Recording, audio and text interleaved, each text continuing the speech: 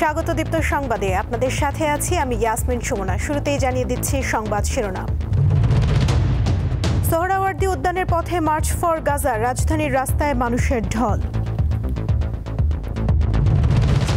ঢাবির চারুকলায় আগুনে পুড়ে গেছে ফ্যাসিবাদের মুখাকৃতি ও শান্তির পায়রা। ইসরায়েলি অবরোধে চিকিৎসা সরঞ্জামের অভাবে গাজার স্বাস্থ্য ব্যবস্থা বিপর্যস্ত।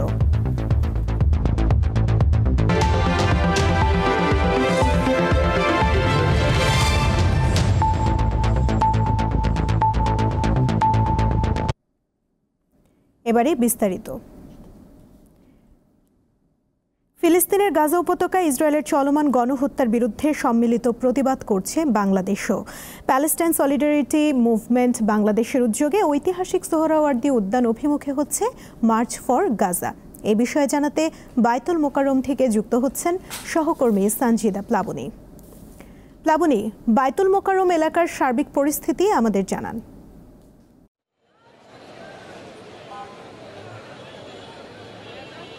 বায়তুল মোকাররমের পরিস্থিতি আসলে এখনো প্রচুর লোক বিভিন্ন জায়গা থেকে আসলে এখান থেকে সোহরাওয়ার্দী উদ্যানের উদ্দেশ্যে আসলে যাচ্ছেন। আমি আপনাদের একটু দেখাতে চাই সুমনা, যে সকাল থেকে আমরা এখানে 11:30 থেকে আসলে অবস্থান করছি এবং একই দৃশ্য যেটা দেখতে পাচ্ছি যে সোহরাওয়ার্দী উদ্যানের উদ্দেশ্যে বিভিন্ন পতাকা, বিভিন্ন স্লোগান, বিভিন্ন তারা দিতে স্লোগান, ব্যানার সহ বিভিন্ন কাপড় বেঁধে, মাথায় কাপড় বেঁধে ইসরায়েলের যে আগ্রাসনী ভূমিকা চালাচ্ছে ফিলিস্তিনিদের প্রতি, তার প্রতিবাদে আসলে তারা এখানে উপস্থিত হচ্ছেন এবং এখান থেকে আসলে তারা তাদের যে কর্মসূচি রয়েছে প্যালেস্টাইন সলিডারিটি মুভমেন্টের ব্যানারে যে মার্চ ফর গাজার যে আজকে কর্মসূচি রয়েছে সেটাকে সফল করার উদ্দেশ্যে তারা কিন্তু আসলে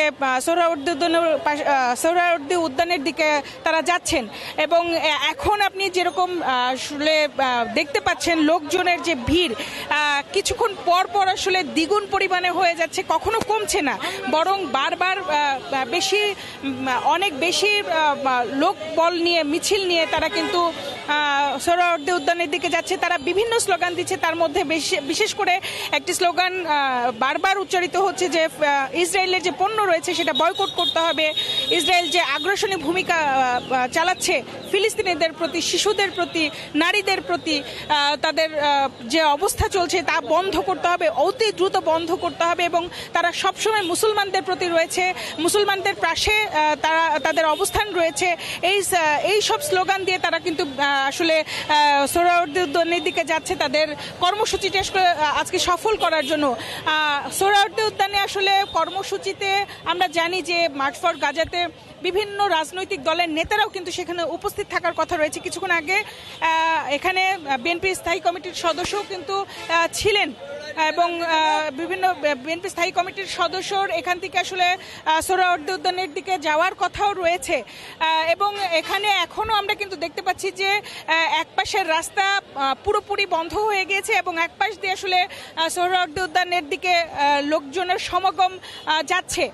আমার কাছে এই ছিল সুমনা বায়তুল মোকাররমের সর্বশেষ পরিস্থিতি। ধন্যবাদ প্লাবনী। ঢাকা বিশ্ববিদ্যালয়ের চারুকলা অনুষদে নববর্ষের শোভাযাত্রা উদযাপনের জন্য বানানো দুটি মোটিফ আগুনে পুড়ে গেছে। এর মধ্যে একটি ফ্যাসিবাদের মুখাকৃতি ও আরেকটি শান্তির পায়রা। ভোরে আগুন লেগেছে বলে ধারণা করা হচ্ছে। নববর্ষের শোভাযাত্রা উপলক্ষে বানানো ফ্যাসিবাদের মুখাকৃতির মোটিফটি কে বা কারা আগুন দিয়ে পুড়িয়ে দিয়েছে বলে জানিয়েছে ঢাকা বিশ্ববিদ্যালয়ের চারুকলা অনুষদ। এজন্য তারা দুঃখ প্রকাশ করেছে। সকালে চারুকলা অনুষদ এক বিজ্ঞপ্তিতে জানিয়েছে, এ ঘটনায় শাহবাগ থানায় একটি সাধারণ ডায়েরি করা হয়েছে। এ বিষয়ে বিশ্ববিদ্যালয় কর্তৃপক্ষ একটি তদন্ত কমিটি গঠনের সিদ্ধান্ত নিয়েছে। 5:05 এরকম একটা ঘটনা ঘটছে। তো এইটা আমরা আপাত দৃষ্টিতে দেখে যেটা মনে হচ্ছে এটা কোনো অ্যাক্সিডেন্টাল না, কেউ ইন্টেনশনালি এটা করছে, এইটুকু আমরা নিশ্চিত। বিগত সরকারের যে সরকার প্রধান ছিল ফ্যাসিস্ট, তার যে একটা পোর্ট্রেট করা হয়েছে এইটা, এবং ওইটা পুরাইতে গিয়ে সম্ভবত কবুতরের কিছু অংশ আংশিক পুরানো হয়েছে। তাহলে ওই জিনিসটা যারা লাইক করে না তারাই এই কাজটা করবে, এইটা একটা মানে অনুমান নির্ভর কথা। ভিতরে যারা এখানে এখনো দুই একজন সেই ফ্যাসিস্টের যারা আছেন তাদের যোগসাযোগী ঘটনা ঘটতে পারে, কেউই এককভাবে বাইরের বা ভিতরে এরকম বলা যাবে না, সবার সম্পৃক্ত মানে একটা অংশগ্রহণমূলকই হইতে পারে কাজটা। পহেলা বৈশাখকে ঘিরে উৎসবের রং লেগেছে রাঙামাটিতে। নদীতে ফুল ভাসিয়ে শুরু হয়েছে চাকমাদের ফুলবিজু উৎসব। ভোর 6টা থেকে রাঙামাটির রাজবাড়ী ঘাট, গর্জনতলী, কেরানি পাহাড় সহ বিভিন্ন স্থানে গঙ্গা দেবীর উদ্দেশ্যে ফুল ভাসাতে শুরু করেন নারী পুরুষেরা। তারা জানান, এই ফুল ভাসানোর উদ্দেশ্য হলো পুরাতন বছরের গ্লানি মুছে নতুন বছরে সকলের জন্য মঙ্গল ও সমৃদ্ধি কামনা করা। পুরনো বছরের বিদায় ও নতুন বছর বরণকে কেন্দ্র করে রাঙামাটিতে চলে 3 দিনের অনুষ্ঠান। বছরের শেষ দিনের আগের দিন হয় ফুলবিজু, শেষ দিন মূল বিজু এবং বছরের প্রথম দিন হয় নববর্ষ বরণ। সাঙ্গু নদীতে ফুল ভাসানোর মধ্য দিয়ে চাকমা ও তঞ্জঙ্গা সম্প্রদায়ের প্রধান সামাজিক উৎসব বিজুর আনুষ্ঠানিকতা শুরু হয়েছে বান্দরবানেও। পুরনো বছরের দুঃখ জরা ভুলে গিয়ে নতুন বছরের মঙ্গল কামনায় দেবী গঙ্গার উদ্দেশ্যে সাঙ্গু নদীতে ফুল ভাসাচ্ছেন পাহাড়ে বসবাসরত বৌদ্ধ ধর্মাবলম্বী বিভিন্ন জাতিগোষ্ঠীর বাসিন্দারা। আগামীকাল থেকে শুরু হচ্ছে মারমাদের সাংগ্রাই উৎসব। মারমাদের সাংগ্রাই, চাকমাদের বিজু এবং ত্রিপুরাদের বৈশুক, এই 3 শব্দের আদ্যাক্ষর মিলিয়ে সংক্ষিপ্ত রূপ বৈশাবী। সাঙ্গু নদীতে ফুল ভাসানোর মধ্য দিয়ে চাকমা ও তঞ্জঙ্গা সম্প্রদায়ের প্রধান সামাজিক উৎসব বিজুর আনুষ্ঠানিকতা শুরু হয়েছে বান্দরবানে। এ বিষয়ে বিস্তারিত জানাতে বান্দরবান থেকে যুক্ত হচ্ছেন সহকর্মী কমই অং মারমা। কমই, বান্দরবনে কি কি আনুষ্ঠানিকতা রয়েছে আমাদের বিস্তারিত জানান।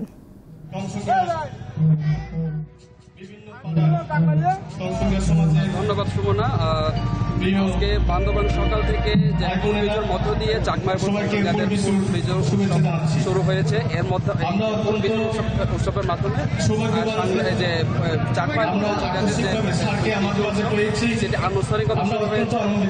সকালে চাকমা এবং বিভিন্ন বয়সের নারী পুরুষরা তাদের ঐতিহ্যবাহী নিজস্ব গঙ্গা মায়ের উদ্দেশ্যে তারা ফুল ভাসিয়ে তারা তাদের যে গঙ্গা মায়ের কাছে যে চাহিদা এবং দেশের সুখ শান্তি কামনা করে, তারা প্রার্থনা করেন।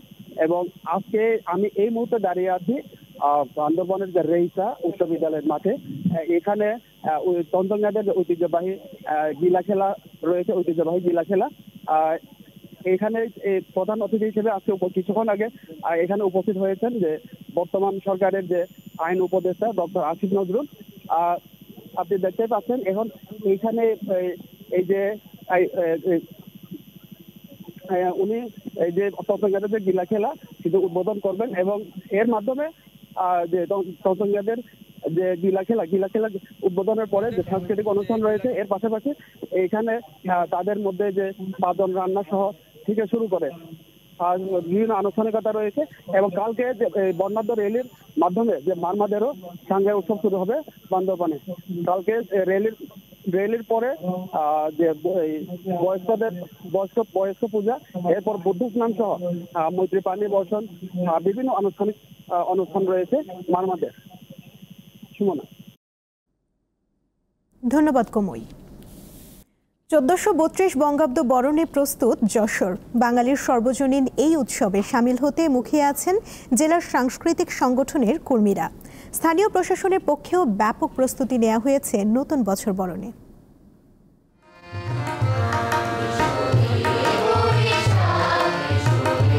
1978 সালে প্রথম মঙ্গল শোভাযাত্রার সূচনা হয় যশোরের চারুপীঠে। এরপর তা ছড়িয়ে পড়ে দেশ জুড়ে। এবছর শোভাযাত্রায় প্রকৃতিকে প্রাধান্য দিয়ে প্রস্তুতি নিয়েছেন চারুপীঠের শিক্ষার্থীরা। 1 মাস ধরে চলে প্রস্তুতি। তৈরি হয়েছে বড় পাখি, বৃক্ষ আর প্রকৃতির নানা অনুষঙ্গ।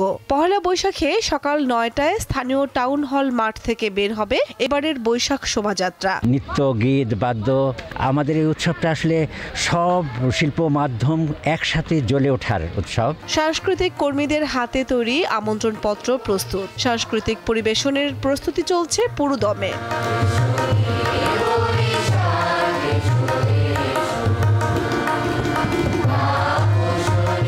সেদিন সন্ধ্যায় পৌর পার্কে হবে উদীচীর ৪৮তম বর্ষবরণের অনুষ্ঠান। এবারের বৈশাখটা আসলে আমরা একটু অন্যভাবে উদযাপন করার চেষ্টা করছি। মঙ্গল শোভাযাত্রাটা সাজিয়েছি, তার ভেতরে আমাদের পাখি থাকবে, গাছ থাকবে। আমরা চেষ্টা করছি এবার বাংলা ঐতিহ্যকে তুলে ধরার। শোভাযাত্রায় যে বাঙালি সংস্কৃতি এবং প্রাসঙ্গিক রাজনৈতিক সামাজিক ভাবনা এ সব কিছুই উঠে আসবে। রাজধানীর পরেই যশোরের সবচেয়ে বড় এই উৎসব ঘিরে নিরাপত্তা বাড়ানো হচ্ছে। আমাদের আইন শৃঙ্খলার সাথে যারা জড়িত আছেন তাদের পক্ষ থেকেও বিভিন্ন রকমের যে গোয়েন্দা তথ্য নেওয়ার দরকার সেগুলো তারা নিয়েছেন এবং এই ব্যাপারে কোনো রকমের তারা যেটা বলি ঝুঁকি বা ওইরকম কোনো থ্রেট এ পর্যন্ত আমরা নাই। জেলায় এবছর ৩০টির বেশি সংগঠন পৃথকভাবে বিভিন্ন স্থানে নববর্ষ বরণের প্রস্তুতি নিয়েছে। দীপ্ত, বার্তাকক্ষ। কুষ্টিয়া ও মাদারীপুরের সড়ক দুর্ঘটনায় ৩ জন নিহত হয়েছে, আহত হয়েছে ৬ জন। সকালে কুষ্টিয়া সদর উপজেলার বটতৈল এলাকায় কুষ্টিয়া ঝিনাইদহ মহাসড়কে এ ঘটনা ঘটে। কুষ্টিয়া হাইওয়ে পুলিশ জানায়, সকালে দুর্বাচারা গ্রাম থেকে এক মোটরসাইকেলে নয়ন, রনি ও মিজানুর কর্মস্থলে যাওয়ার পথে বটতৈল এলাকায় বিপরীত দিক থেকে আসা দ্রুতগামী একটি বাস তাদের চাপা দেয়। এতে ঘটনাস্থলেই নয়ন ও রনির মৃত্যু হয়। গুরুতর আহত অবস্থায় মিজানুরকে চিকিৎসার জন্য কুষ্টিয়ার হাসপাতালে পাঠানো হয়েছে। শুক্রবার সন্ধ্যায় মাদারীপুরের শিবচরের বাঁশকান্দি ইউনিয়নের শুম্ভক এলাকায় 2 মোটরসাইকেলের সংঘর্ষে জাহিদ শিকদার নামে এক ঠিকাদার নিহত হয়েছেন। এ সময় আহত হয়েছে 5 জন। এবারে আন্তর্জাতিক প্রসঙ্গ। ইসরায়েলি অবরোধে প্রয়োজনীয় চিকিৎসা সরঞ্জামের অভাবে বিপর্যস্ত গাজার স্বাস্থ্য ব্যবস্থা। বৈশ্বিক সংগঠন ডক্টরস উইদাউট বর্ডার্স জানায়, ওষুধ জরুরি সহায়তা বন্ধ থাকায় আহত রোগী ও শিশুদের চিকিৎসা দেওয়া সম্ভব হচ্ছে না। এছাড়া ইসরায়েল বিদ্যুৎ সংযোগ বন্ধ রাখায় বিভিন্ন হাসপাতালে ব্যাহত হচ্ছে চিকিৎসা কার্যক্রম। এ অবস্থায় গাজা জুড়ে দেখা দিয়েছে পোলিও সহ নানা রোগের প্রাদুর্ভাব। এদিকে গাজায় শুক্রবার ভোর থেকে চালানো ইসরায়েলি হামলায় এই পর্যন্ত 20 ফিলিস্তিনি নিহত হয়েছে। জাতিসংঘের বিশ্লেষণে দেখা গেছে, 18 মার্চ থেকে এখন পর্যন্ত গাজায় কমপক্ষে 36টি হামলায় কেবল ফিলিস্তিনি নারী ও শিশু প্রাণ হারিয়েছে।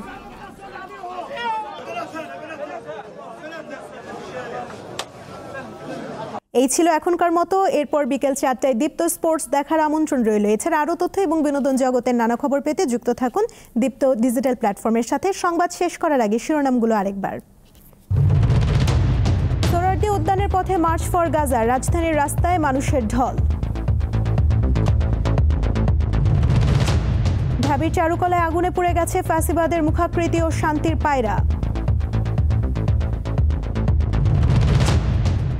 ইসরায়েলি অবরোধে চিকিৎসা সরঞ্জামের অভাবে গাজার স্বাস্থ্য ব্যবস্থা বিপর্যস্ত।